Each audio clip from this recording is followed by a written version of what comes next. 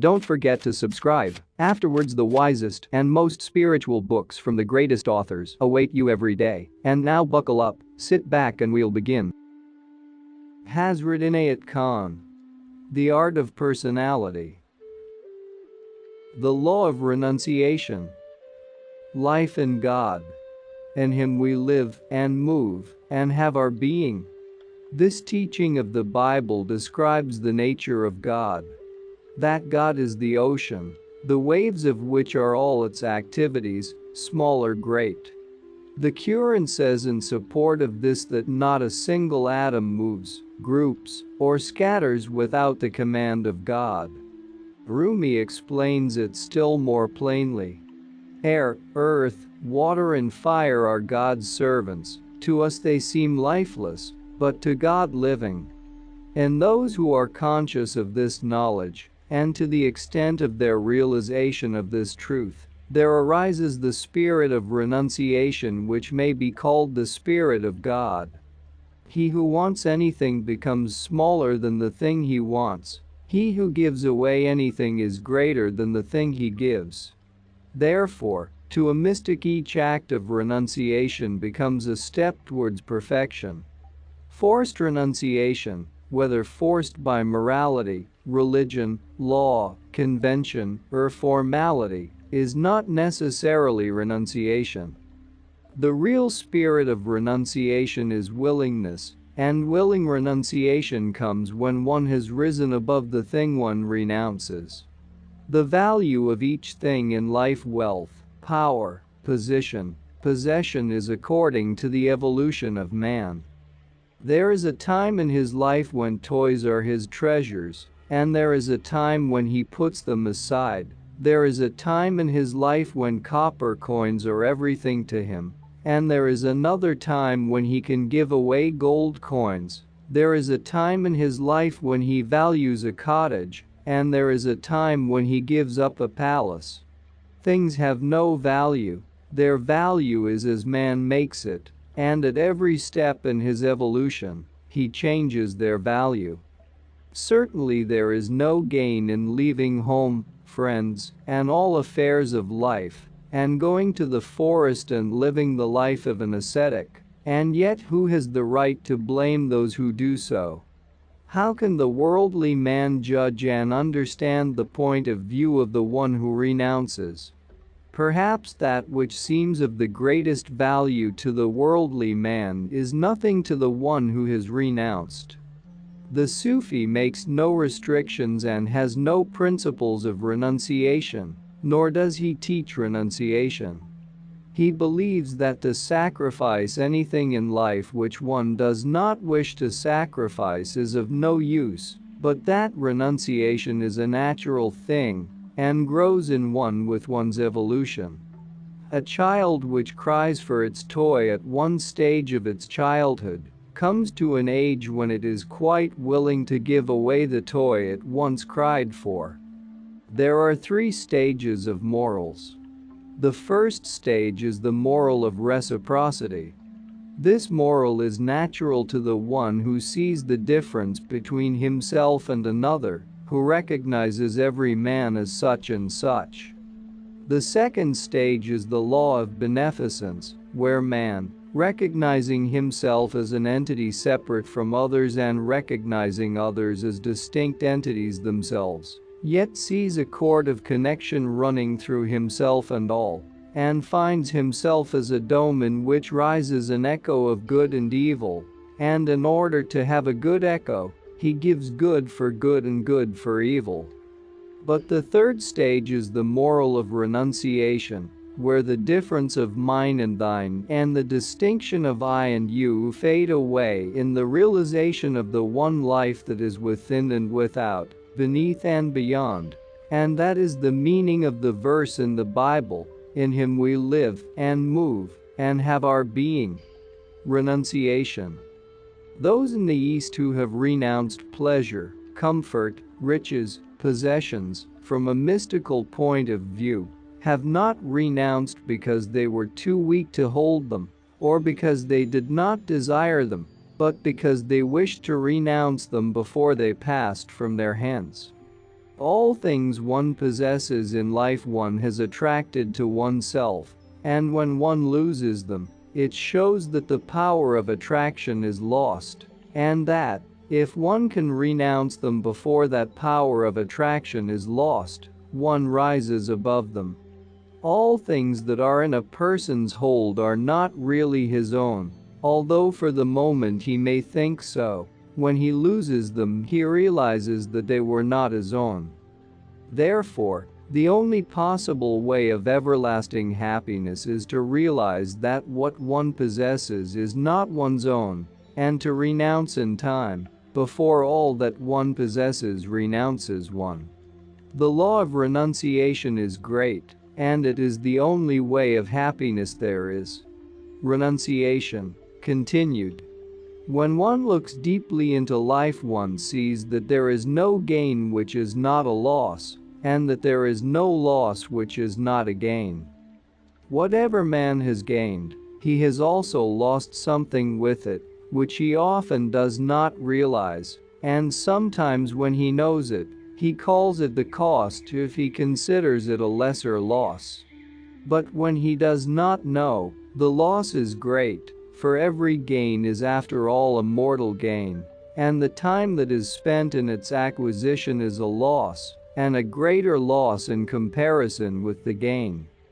The loss of every mortal thing is a gain in the immortal spheres, for it wakens the heart which is asleep both in the pursuit and the pleasures of the gain. When man closely watches his own life and his affairs, he finds that there has been no loss that is to be regretted, that under the mantle of every loss a greater gain was concealed, and he also notices that with every gain there has been a loss, and when this gain is compared with the loss, it is proved to be a greater loss. In the eyes of the world, people who renounce their pleasures, comforts, and happiness seem to be foolish, but there is nothing that man has renounced without receiving a greater gain. And yet renunciation for gain can be called nothing but greed. Renunciation for the pleasure of renunciation is the only renunciation that is worthwhile. Greed and generosity. When a person has in view an object he wants to attain, he is smaller than the object, but when a person has attained the object, he is greater than the object. And as he holds the object which he has attained, so he diminishes his strength, and the value of the object becomes augmented. But when he renounces the object he has once attained, he rises above the object. He takes a new step in life and a higher step. As with every step taken in climbing a mountain one goes higher and higher, so in life one progresses in attainment of any kind, be it spiritual or material. For instance, when a person has a desire to have 100 pounds, he is smaller than the 100 pounds. When he has earned them, he is greater than the sum he has earned. But when he holds them, the value of 100 pounds increases more and more in his eyes, and may increase to that of 1,000,000 pounds, and he himself becomes smaller and smaller in his estimation, as if he would never be able to earn those 100 pounds again. But when a man has earned 100 pounds and has spent them, he has risen above them. His next ideal will be 1,000 pounds. So it is in any aspect of life. The moral must be remembered that what we value we must attain, but once attained, instead of being crushed under it, we must freely rise above it and take a further step in life. Those who have made progress in life have made it with this view, and those who come to a standstill in life are the ones who hold fast to that which they have attained, never being inclined to renounce it, and in that way they have met with failure. Therefore greed, however profitable it may seem, in the end is weakening, and generosity, though at times it may seem unprofitable, in reality is strengthening. The necessity of renunciation in life. The saying, "there is no gain without pain," when rightly interpreted would mean that everything costs something and has its price.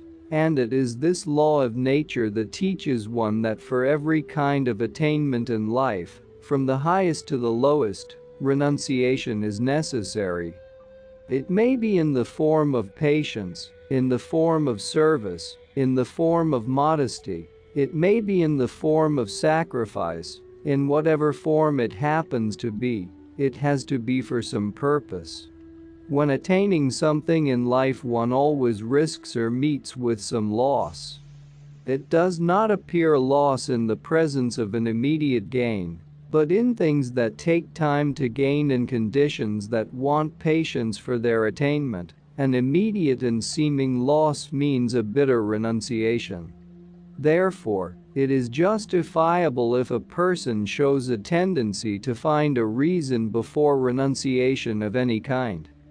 But his difficulty is that he will not be able to attain things that are abstract and things beyond ordinary comprehension, for he will not risk renouncing anything for such gains.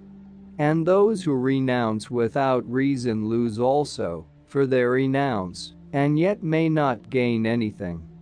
That is why the success of renunciation lies in the renunciation itself, to be pleased with renunciation, not to renounce for gain.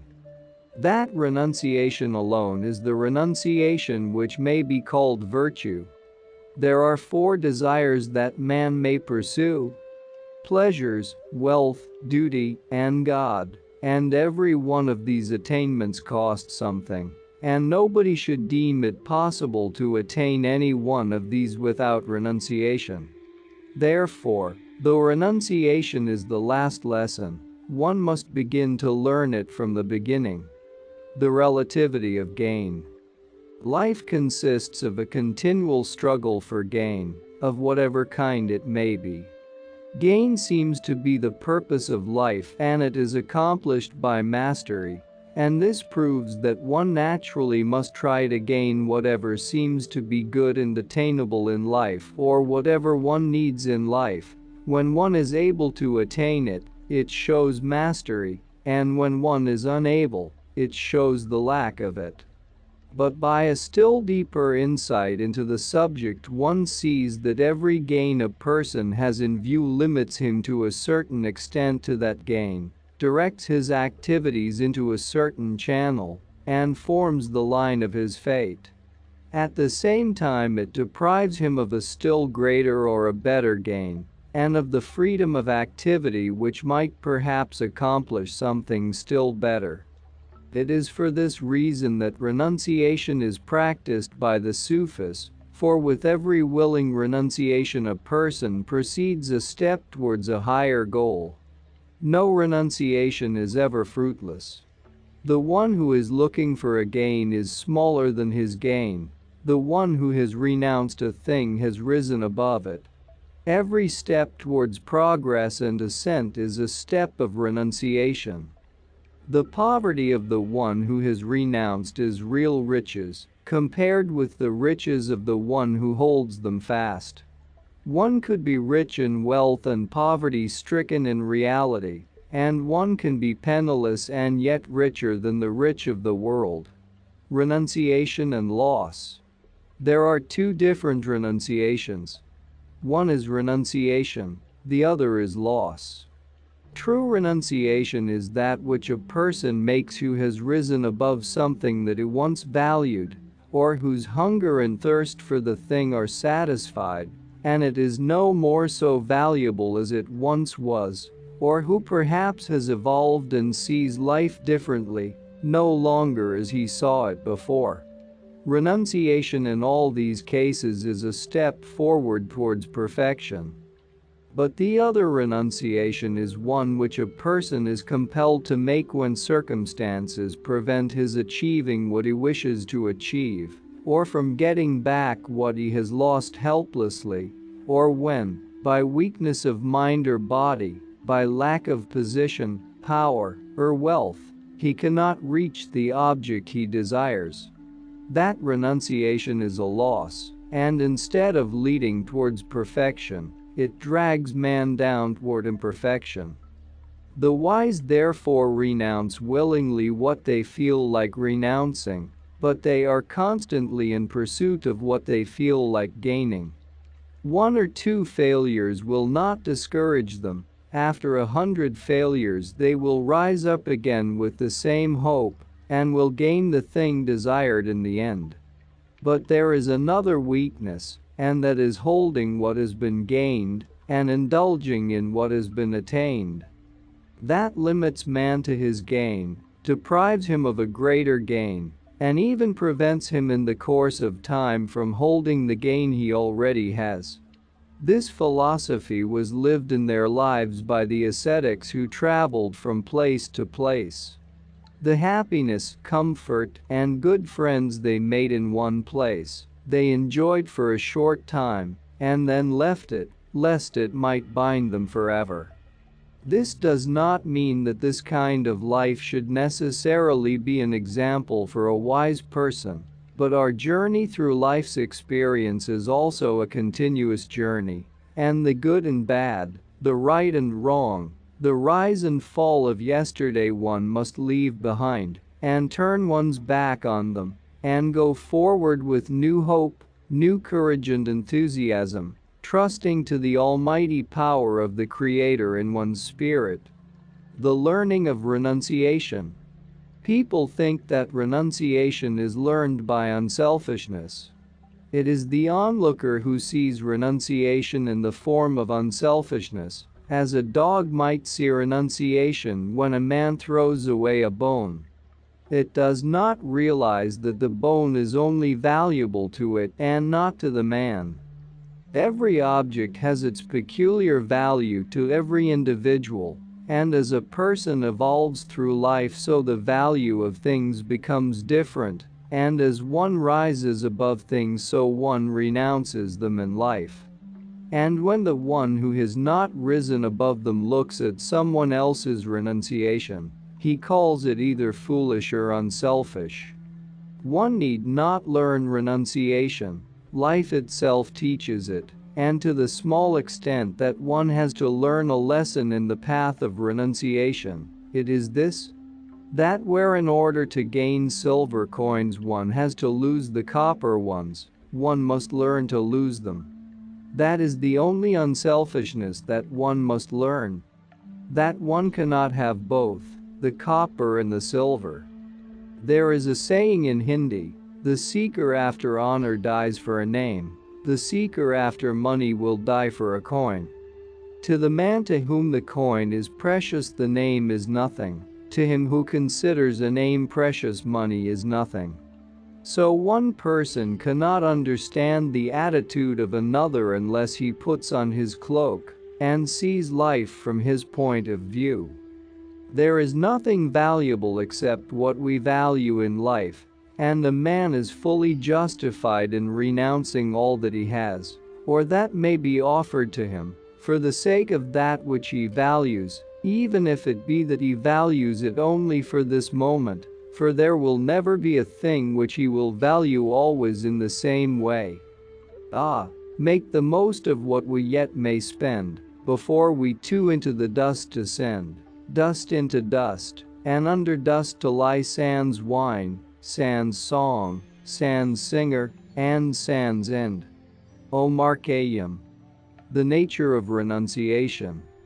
From a practical point of view, life is like a journey started from the unmanifested state of being and going to the manifested state, and from manifestation returning again to the unmanifested or perfect state of being.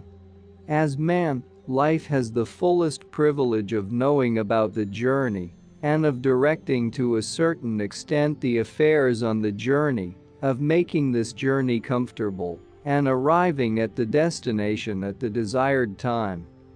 The mystic tries to make use of this privilege, and all spiritual wisdom teaches the manner in which this journey should be made. As man comes from the unmanifested, it is evident that he comes alone, no one with him and with nothing. After coming here he begins to own objects, possessions, properties, even living beings. And the very fact that he came alone, without anything, necessitates his being alone again in the end to enter his destination. But once man has owned things of the earth, he does not wish to part with them, and wishes to carry the weight of all he possesses on this journey. These things weigh him down and naturally make his journey uncomfortable. As nothing and no one really belongs to him, it must all fall away in time, and he is made lonely against his desire. It is only willing renunciation which can save man from this burden on the path. It is not necessary that this renunciation should be practiced by indifference to one's friends. No, one can love one's friends and serve them, and yet be detached. It is this lesson which Christ taught when he said, "Render therefore unto Caesar the things which are Caesar's, and unto God the things that are God's." He has renounced who gets the things of the world, but gives them to the world. But the one who does not know renunciation gets the things of the world and holds them for himself. Love is a blessing, but it turns into a curse in attachment. Admiration is a blessing, but it turns into a curse when one tries to hold the beauty for oneself. The way of those who renounce is to know all things, to admire all things, to get all things, but to give all things, and to think that nothing belongs to them, and that they own nothing. And it is this spirit which will liberate man from the earthly bondages, which keep the generality of mankind in captivity throughout the whole of life. The final victory. The final victory in the battle of life for every soul is when he has abandoned, which means when he has risen above, what once he valued most. For the value of everything exists for man only so long as he does not understand it. When he has fully understood, the value is lost, be it the lowest thing or the highest thing. It is like looking at the scenery on the stage and taking it for a palace.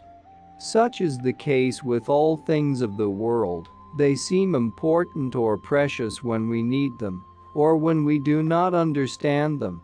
As soon as the veil which keeps man from understanding is lifted, then they are nothing. Do not, therefore, be surprised at the renunciation of sages. Perhaps every person in the spiritual path must go through renunciation.